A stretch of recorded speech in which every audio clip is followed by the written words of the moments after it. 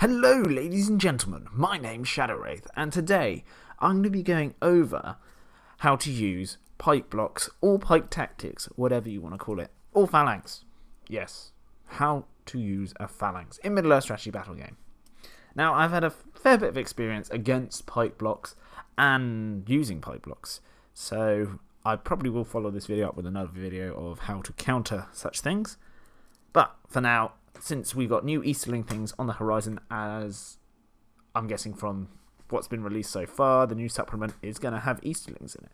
So let's cover this. And hopefully by the end of this video, you will have a better idea on how to use these phalanxes in a competitive game or friendly games with friends you just want to beat up with your lovely shiny Easterlings. Okay, to start off, what is a phalanx? Okay, just to briefly go over it. A phalanx in Middle-earth strategy battle game is a pike block, and pikes in Middle-earth kind of work similar to spears, where you can support a friendly model in front of you that you're in base contact with, but pikes are slightly better, where you can support the same friendly model, but with two models, if that makes sense. So you can have a conga line, and they poke over each other's shoulders. And this is very powerful because not only are you throwing extra duel dice, so you're throwing minimum of 3 dice per duel if you've got all the sports you can get, but you also throw in 3 dice to try and wound them. And it can shut down heroes as well. Minor heroes that have 2 attacks running in, yeah, they tend to be used to rolling more dice than the infantry, but in this case, no one wants to charge a pike block head on. And the faction that does this best is, of course, the Easterling, because they have the Phalanx special rule, which basically means they can give way to 2 models rather than just 1.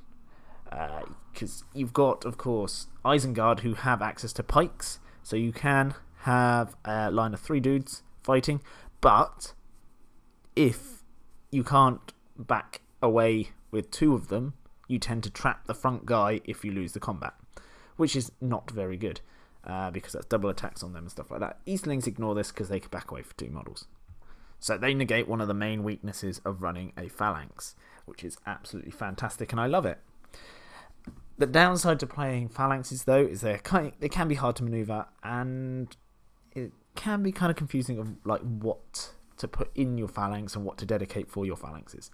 Easterling, your main fighting force, your infantry force, your body of infantry will be Phalanxes. If you're playing them the way they're intended to be played, in my opinion, you will have blocks of pikes. So I'm going to go over the Billy basics of what you want to include in Easterling Phalanx. I'm going to kind of go over how I used to run things, and of course this is not the only way you can run it. This is how I personally like to run it, and I'll give a few options as well, so you can kind of choose what you want to do, instead of going, oh well, there's only one option of running it. There's lots of ways, but there are certain things you want to keep doing with your pike blocks, which I'll get into. Now, hopefully you've got an image on your screen of a pike block in these lovely little circles. Right, so I'm going to go from most expensive way to run a pike block in a warband to the cheapest way. Not the cheapest you can possibly do, but the cheapest way to run it effectively.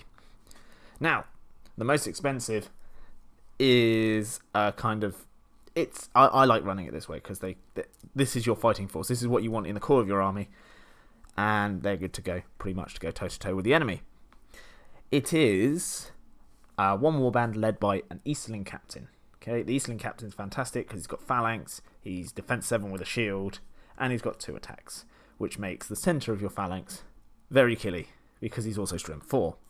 And he can have a hand and a half glaive if you want, but whatever, we've got a shield. Which means if he's being supported by 2 pikes, you are rolling 4 dual dice, which is absolutely fantastic. Now, where do you place him in a Phalanx? It's kind of, I depend on where he is in the battle line. So if I'm looking from my enemy's perspective, so at my, like a mirror image if you will, or what you're seeing on the screen, if he's on the far right of the battlefield, the far right flank, I tend to try and put him slightly off center to the right. If he's to the left, I put him slightly off center to the left. This is just to do with heroic circles and stuff like that, and they don't like kind of start contradiction with each other and stuff like that. And he's more likely to affect things even further on his flank. He is, of course, the captain, so he's going to be leading 12 of his fellow comrades. These 12 are going to be as followed. You are going to have 3 sword and board Easterlings up front. Okay? There's no point giving these guys pikes because they're going to be in the front anyway. They don't need to be supporting anyone. Sure, you can give them pikes if you get like charged from the rear and stuff like that, but if that's happening to your pike block, it's not going well for you. Behind him, he's going to have 4 Easterlings with pikes and shields. Okay? And then for the final third rank of your pike block, you are going to have 4 more Easterlings, shields, pikes, and then the one that's not supporting the captain will be normal. The other 3 will be upgraded as black dragons for 2 points to make them fight 4, which means you have got fight 4 across your entire frontage. So you're going to be fighting, throwing 3 attacks minimum, each dual roll at fight 4, which is actually really, really strong. I really like it. The reason he's not behind the captain, you don't upgrade that guy, is because the captain's already fight 4. So we're saving points. There's no point spending 2 points if you've already got fight 4 there. If your captain dies, sure. But, yeah. Of course, you're going to give your captain a shield, in case I didn't say that before. Now, behind the whole phalanx, you're going to have 1 Easterling with a shield. I tend to give these guys shields because you want them to survive, and he's going to be rocking a banner. This now will cover your back line, who are supporting the front line, so it'll give you a banner reroll for every single combat. That's ideal, absolutely ideal. I love banners. I always bring banners. Not only do they bring victory points, but you've got the reroll in duels, which is massive.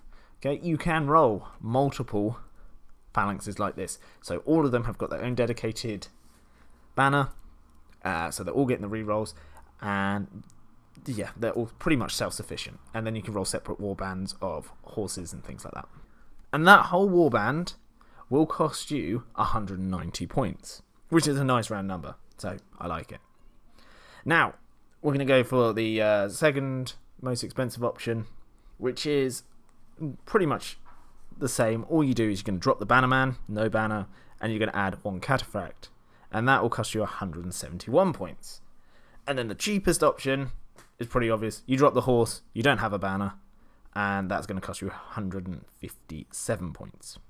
So, yeah, it's completely up to you. You don't need to spam multiple banners, so you can have a couple banner warbands with the banners, so a couple 190 point warbands, and then you can have a few absolute bare bones, the 157 point warbands with no horse, no banner, and then have a separate warband with horses. It's completely up to you. But I definitely suggest at least having one of your warbands with the banner. Okay, Amdor does count as a banner if you've got Amdor in your army, so if he wants to be hanging around a pike block, go for it. But I like giving them banners. I like having 2 warbands with these banners, because 190 points with a banner with this many blokes and the captain is a pretty good price, I think. So, that's pretty much the basics of how I run phalanxes with Easterlings, and how I've seen people run them. Let me know if you run them differently, if you disagree, or if you agree. Now we're going to go to the tactics side of the video. What do you do with a pike block? Pike blocks, historically, absolutely love taking charges from the front and grinding. That's what they're good at. They're like grinding. So if you're fighting over an objective in the middle, Easterlings love that because you're all defense 6 with your shields. You fight 4 with your black dragons at the back, and you're throwing 3 attacks minimum per dude. So you're going to do quite well against most other armies you come against. Obviously, Uruk-hai will be an issue if they've got all their attacks with their potential throwing 4 attacks per fight, but at least you tie them on fight value, and if they lose, they'll get trapped. If you lose, you won't get trapped. So yeah, it's pretty good. What you're going to be looking for, if you're playing Middle-earth strategy battle game and you're playing it correctly, you're going to have plenty of terrain on the table. So if possible, you're going to be trying to find the bottlenecks on the board. By bottleneck, I mean a narrow space where you can't get flanked either side. So if they want to fight you, they're going to have to fight you head on. There's no way of wrapping around you, things like that. So between 2 walls, between 2 buildings, between 2 woodlands, things like that. And you don't need a bottleneck just to fit one unit. You can have multiple, so maybe 2 side by side phalanxes that take up a bottleneck if the scenario allows it. If you're just trying to kill and there's a lovely bottleneck in the center, stick your phalanxes in that center, make them come to you and protect your flanks. Talking about protecting your flanks, the best way I find to protect your flanks is with cavalry. So Easterling cataphracts are fantastic because they're the toughest cavalry in the game. They're defense 7 because they've basically got shield wall, and your steeds get the +1 defense as well. So is that defense 6? I think they get defense 6 horses. It's ridiculous. So long that they are in base contact with 2 other models with the same rule. The rule is called Gleaming Horde. Your cavalry gets it, Amdor gets it. Okay, leading these guys is completely up to you. If you've got Amdor on horse, he could be leading a mounted warband which can split off, and he can be ready to support, and they can be sent off to the flanks of your phalanxes, or you can go all out and have a Dragon Knight lead them. The only downside to using Dragon Knight is he can only lead black dragons, so you're going to be paying an extra 2 points, so they're going to be 16-point cataphracts rather than 14 points. It's up to you if you fancy that. Okay. I love black dragons. I think they're absolutely fantastic. Or Dragon Knight, should I say. Yeah, they're incredible. We got 3 attacks. They're at 65 points. It's so cheap. For their fight 5, defense 6, 3 attacks in the swing, 2 might. On top of that, they can shield whilst they've got their 2 swords. They can't. There's a chance of not getting knocked down by cavalry charges. They've got Gleaming Horde. They've got the Phalanx special rule. And they've got Blood and Glory, so they're getting might back for killing heroes. So I think they're an absolute fantastic pick for an Easterling army, and definitely worth bringing 6 upgraded cataphracts with, because they'll be very good at holding your line at, fight 4. That's the best way I've found of protecting your flanks is cavalry. So if you've got Amdor, yeah, give him a load of cavalry. If you are bringing cavalry, which you definitely should be, because you've got pike blocks, you want to give one of these guys, one of your cataphracts, a war drum. 15-point upgrade, which is basically a free heroic march. Okay, and it also stacks with heroic march. So if you call a heroic march with your captain and bang your war drum, your infantry are going an extra 6 inches, which I think is absolutely crazy. Your cavalry is going an extra 10 inches. It's nuts. If I've done the maths right, which I think I have, it can't be. Yeah. And this is very important because being in such a tight formation, movement is key.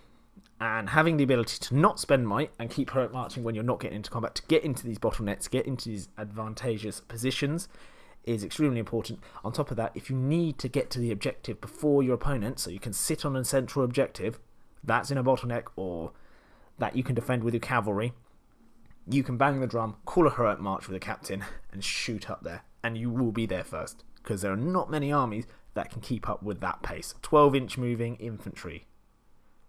Okay, it's absolutely bonkers. So definitely always bring a war drum.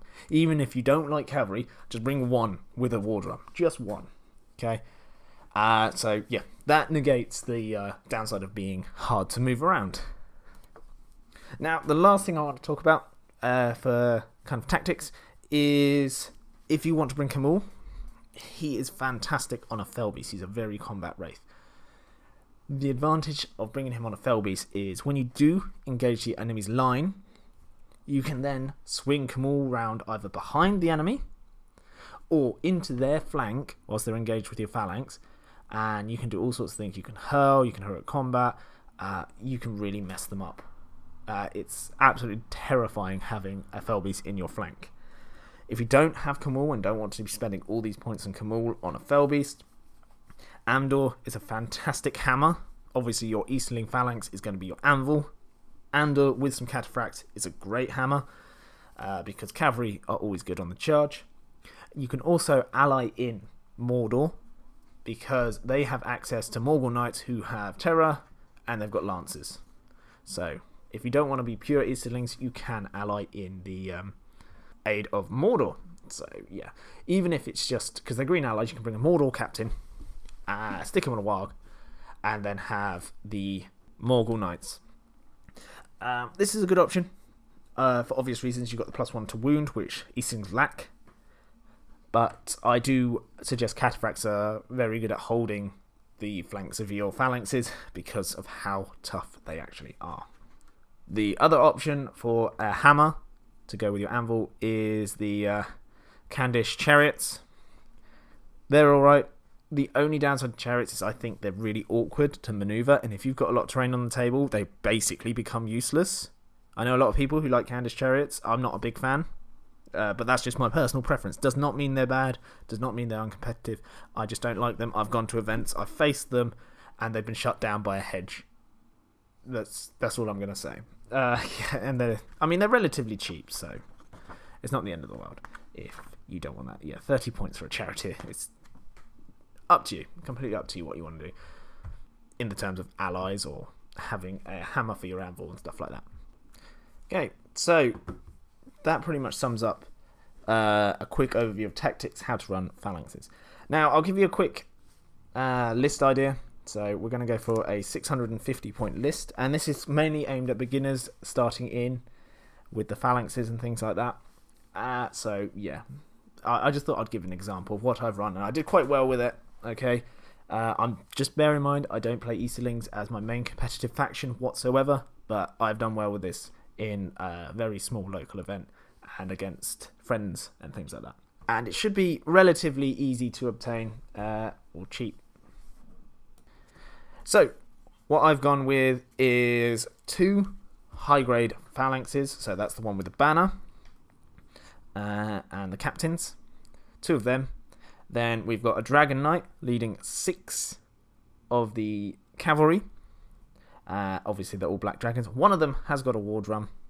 And then we've got a war priest on armoured horse. Obviously, that's ridiculously hard to obtain nowadays, but hopefully we should get a new one. Back in the day, they were quite easy to obtain, but you can easily convert one. They're not hard to convert whatsoever. So if you've got that, you've got access to Fury, which channeled gives you an extra armour save. Once you take a wound, a 6-up shrug, which makes your Easterlings even tougher. And then you've got Blade Wrath, where you can increase the strength of the attacks of our model, which can be good for something like a captain or something like that. I think he's a pretty solid caster. Yeah, I like him a lot. But if you don't like him, you can always exchange him for a Ring Wraith on foot, an unnamed one, upgrade him with 2 Fate, and you've got 5 upgrades. I would suggest putting 2 in Fate, 1 in Might, rest in Will. That seems like a fairly balanced combo. If you don't care that much about his Might because you've got 2 captains on the field and a Dragon Knight, don't give him any Might, because if you don't want to channel anything, you can just whack it all into Will, but definitely give him some Fate, because that one lucky shot, you don't want to lose your model. That's another option. So you've got a good caster to shut down heroes. I just gave these 2 options in case you wanted to run pure Easterlings. Obviously, I love using Ring Wraiths. I think they're the best casters in the game, but it's completely up to you.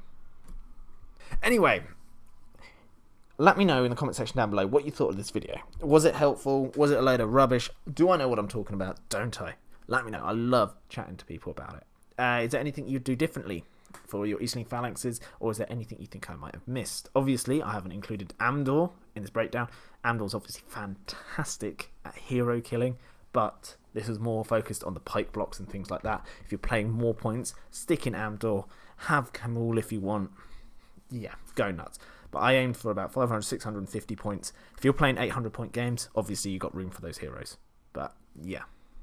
Anyway, if you like the video, do hit the like button. Helps the channel out a bunch. And if you're feeling especially sane today, do consider subscribing, because we're so close to 1,000. But even if you don't do either of those things, I still hope you have an absolutely fantastic day, and I'll see you in the next video. Goodbye. Oh, as a side note, before I do go, I'm currently working on playing more historical style games, but using the Middle-earth strategy battle game rule set to represent different factions. I did a couple of videos. If you could take the time to let me know in the comment section down below how you feel of the historical style videos, or if you'd be interested in such things. So perhaps playing Spartans or Macedonia using Easterling tactics along with other allies in to represent different units, Minas Tirith as Rome, yada yada. Let me know, because I'd like to gauge the interest in such things because it's a passion project for me, but I'd be interested to see if other people think it's a good idea. Anyway, thank you, and goodbye.